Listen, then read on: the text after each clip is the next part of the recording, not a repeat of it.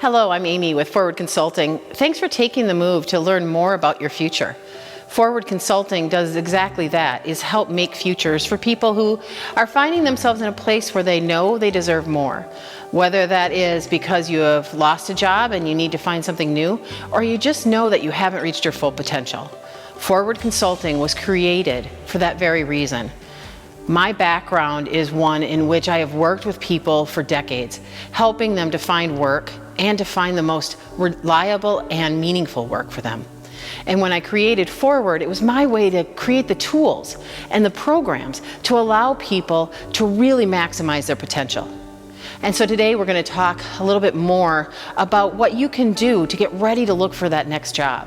My ultimate goal is for you to find something that is meaningful for you. And to do that, there are several steps along the way. Now, the first step is more meaningful for some than others, and that is to discern, to figure out what you really want out of your career. Now, that may shut you down right away, and you say, that's not what I'm looking to do, is to do a lot of thinking about where I want to go. I understand that. And if that isn't what you want, just give me a minute to talk to those who do, and then we'll move on to something else for you. Discernment, or really reflecting on where you want to go and what you want to do, is critical when you are trying to make a long-term move. What do you want that makes you happy? What do you want for your career growth? If you want to get to a certain place down the road, now is the time to think about how you're going to get there. What is that next job? What do you need to learn and to create in your career to get where you want to go? Do you want to make a big change? Do you want to find something new, change industries? Now may be the time to do that, but it is time to reflect first before you take a jump. So you want to think about, what is it about your current job and the trajectory of your career that makes you happy? Are you moving in the right direction? What things are missing? What do you want to see that will make you feel more fulfilled and for you to reach your maximum potential in compensation? It's time to think about those things. So if you've taken time to consider those things, or you had no interest in considering them at all, the next move is to design a plan that allows you to reach your highest potential, to find that next great thing, to find meaningful work. We'll walk through the steps to make that happen. So first, in order to find the next great thing, you have to decide what type of position you want and in what industry. Once you decide that, then it is important for you to look for a job. There are two main ways to do that. The first is the traditional way, find job openings. The greatest website right now for finding job openings is to look through Indeed.com. Indeed takes jobs from all different types of platforms and brings them onto one website. Indeed is currently what Monster was maybe 10, 15 years ago, and it is the place to go to find job openings.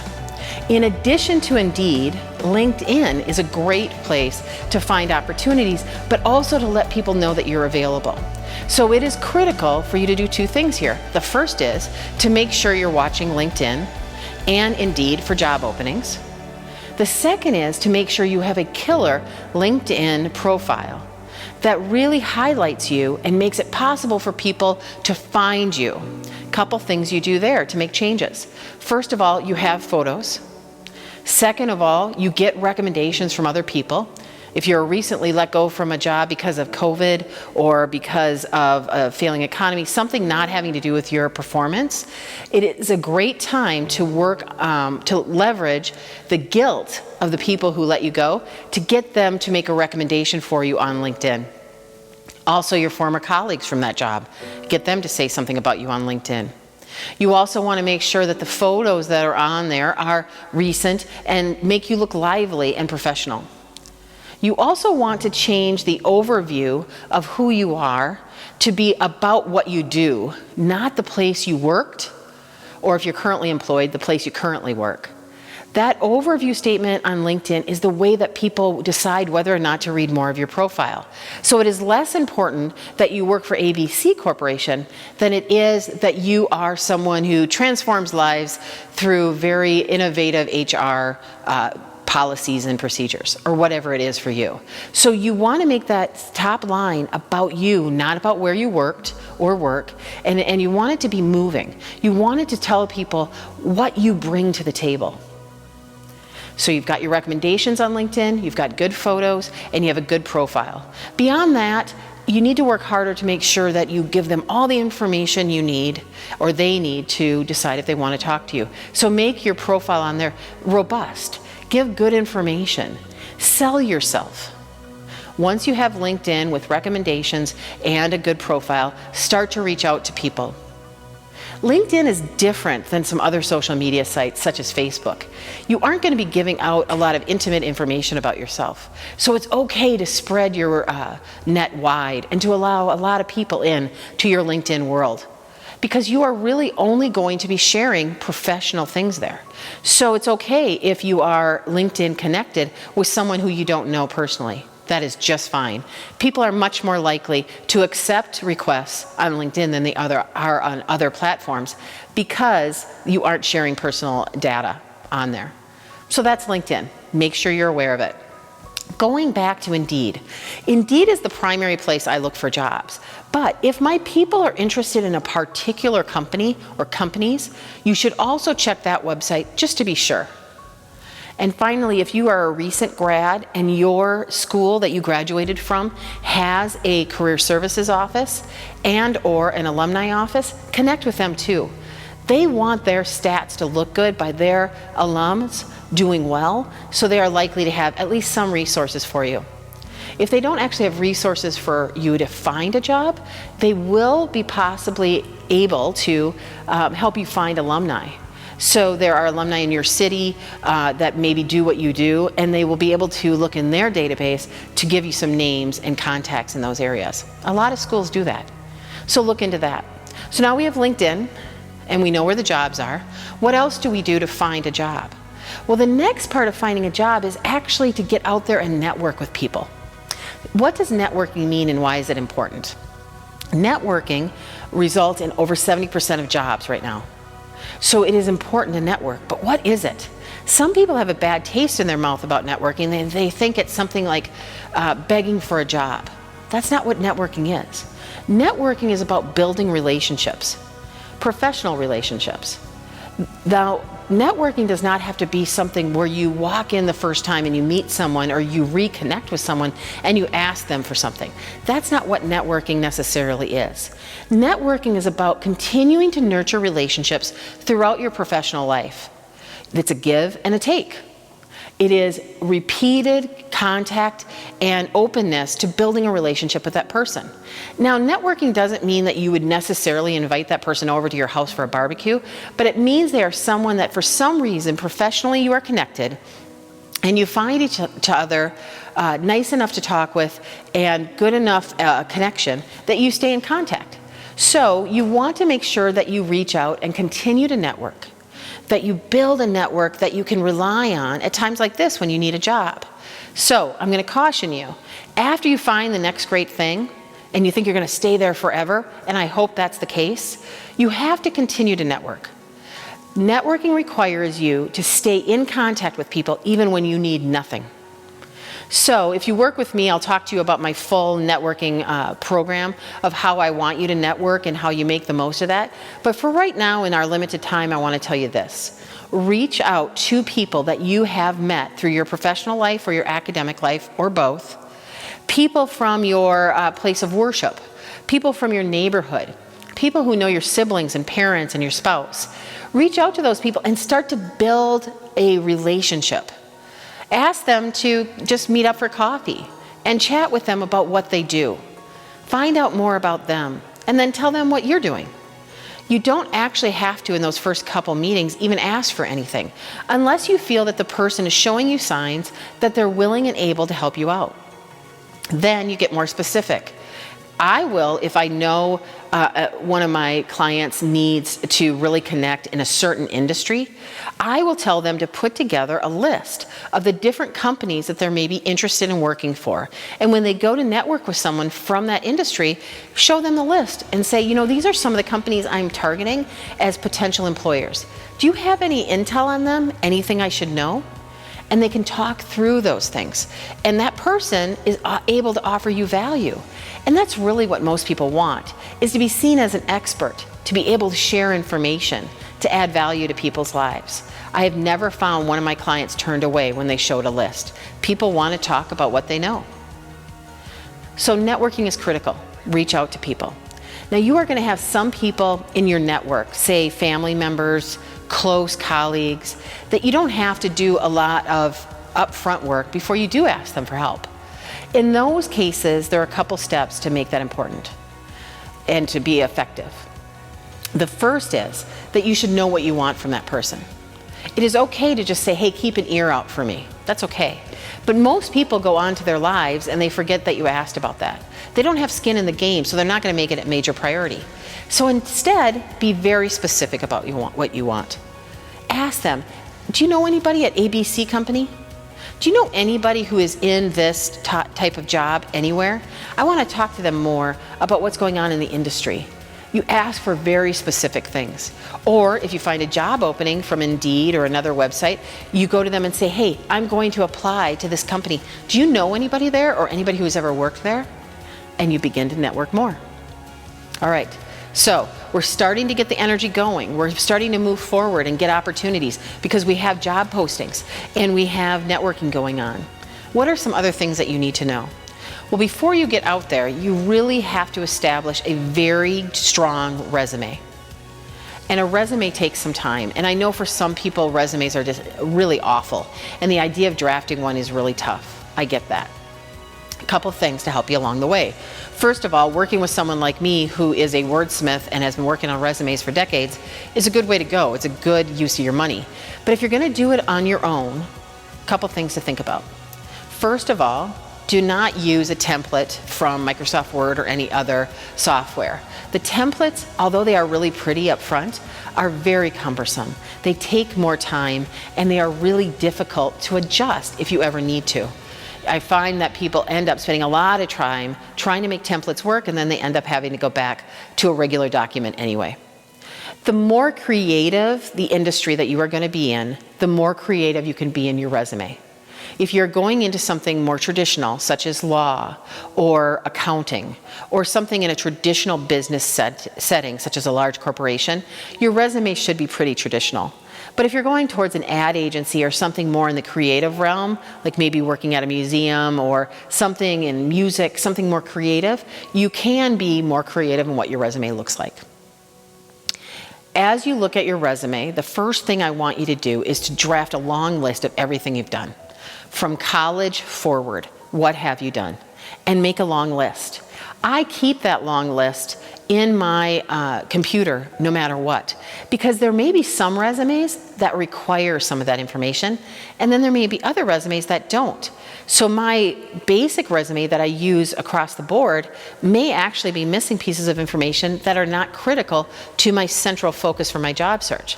But someday I may change my focus and I'm going to want those details again. So I keep that main list in my computer.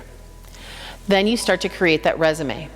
Look for a way to be a creative in finding a way to reach across through the computer or across the table to an employer and say, I'm the person you want to invest in. Historically, people were trained to treat a resume much like a recipe on how to make them. In today's time of employment, you can't do that. Your resume needs to be a marketing piece on why someone should hire you, to invest in you, to buy you.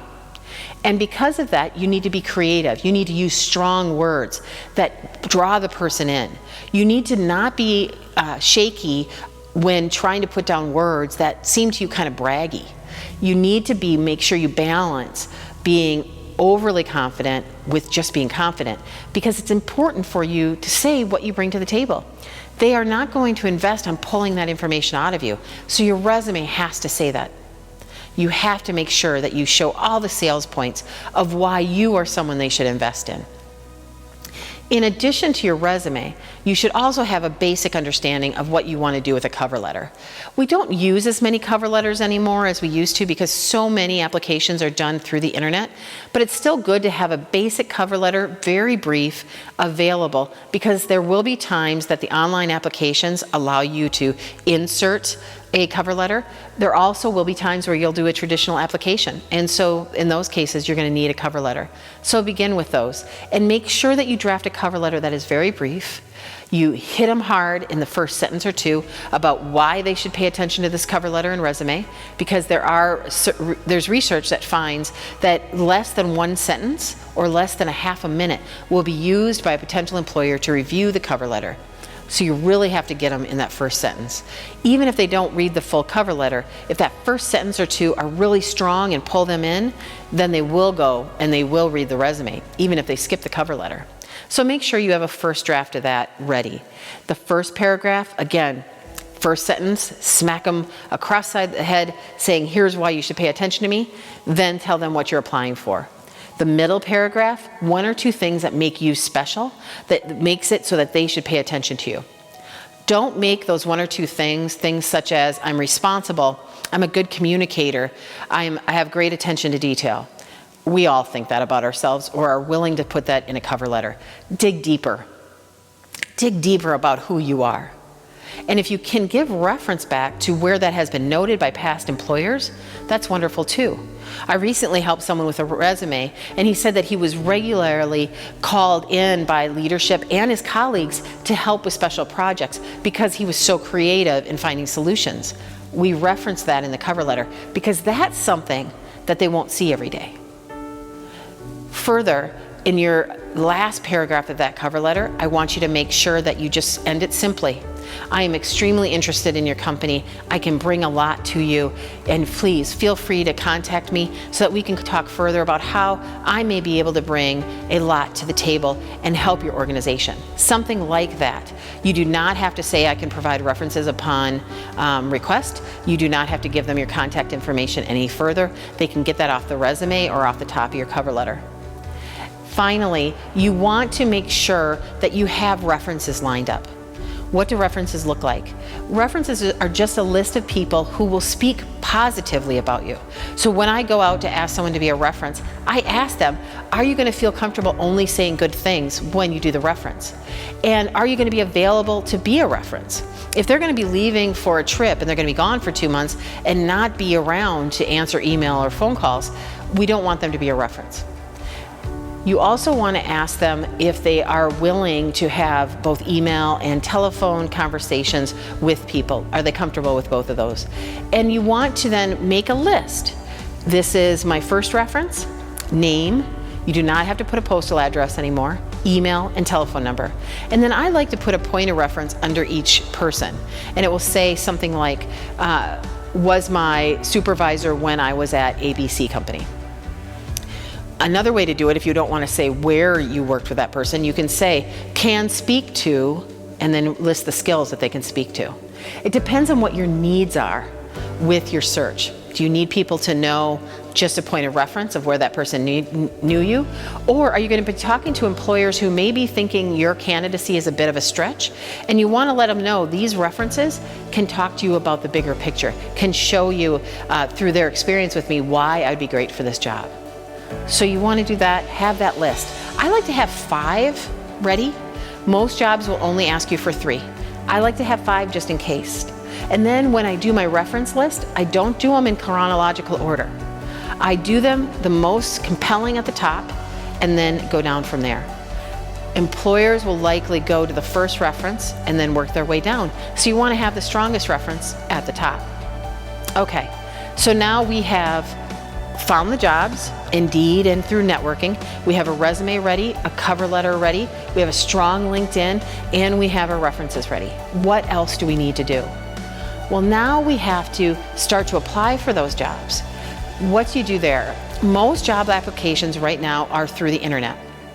In order for you to be successful in getting through an internet process and getting to the top of the pile to be interviewed, you have to make sure your resume and possibly your cover letter have words in them that mirror what the job description says. The reason is if you say typewriter in your resume, I doubt you do, but let's say you say typewriter in your resume and they say that they need someone who does word processing, or they say somebody who needs to be computer savvy, and you just have typewriter, in your resume, they won't match up and you won't rise to the top of the computer program that decides who to recommend for interviews. So you always have to match those up. Now, I don't want you to falsify information. If you really don't have any computer or word processing experience, don't say you do. But if you do, you're just calling it something else right now, you need to change it up to mirror their words. That's important. Further, for those online applications, make sure that you insert your resume into the application. You don't retype it. And if at all possible, take advantage of the upload option rather than retyping it. By following those little tips, you will rise to the top of the pile and you'll be able to get the attention even through an internet-based application. So when all of this happens and you finally get called to the interview, here's what I want you to know. Be prepared, not necessarily to know everything about that employer, but everything about you. There's a process I go through with the people I work with that helps prepare them for an interview, and I don't have time here today to tell you all about it, but let me say this as a shortcut. Go through your resume, line by line, and figure out what you want that employer to know about you, so that there's nothing in your resume that you'll miss, and you'll know how to speak about everything to catch the attention of that employer. If I can be of assistance to you, I want to be. Please take a moment to look at the 3 options that we have under Career Reboot and see how one of them may work best for you. I'm available to help and I want to. I look forward to it.